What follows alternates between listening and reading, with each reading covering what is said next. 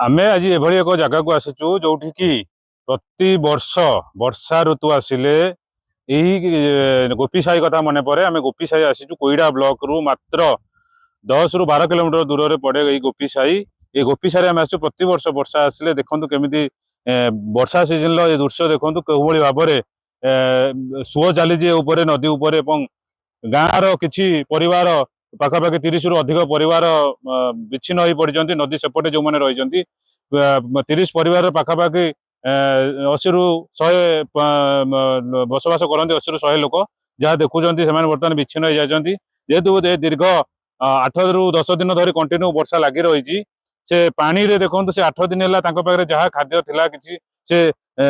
निश्चित भाव में सरी जाए जहाँ से चिल्लैकी कहते आम पाखे तो खबर जस्ट टिके पहुंची पार्था आवाज तो बर्तमान से खाइबारे असुविधा रोचे बर्तमान पर्यंत कौन खाद्य पहुंची ना कि बर्तमान पर्यंत कोईडा प्रशासन हो कि जिला प्रशासन हो कहीं बर्तमान पर्यंत पाखे पहुंची पारि ना। तो निश्चित भाव आम खबर प्रसारण पर आम आशा रखा निश्चित भाव में कि प्रशासन आसी पाखे पहुंचब एवं किसी खाद्यर सहायता करने सहित निश्चित भाव में ए नदी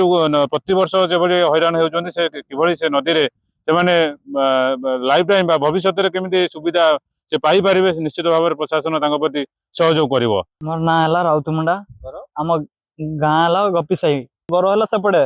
माइंस रहा एपटे आम कम कर जाऊँ बड़े एपटे जाऊँ तो कम करके भी ड्यूटी थी काली रात वर्षा पानी बढ़ी जाइए मुझे जाई पारेनी मुझे आम घर लोक सेपटे अच्छा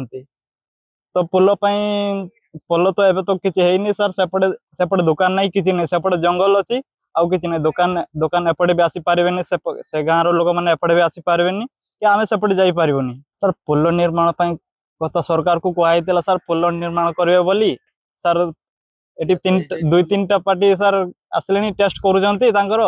दुईटा पार्टी पड़े सारे टेस्ट कर तीन टा चली सर टेस्ट कर 3-4-5 मास 5 मास के सर 5 मास हो सर एतर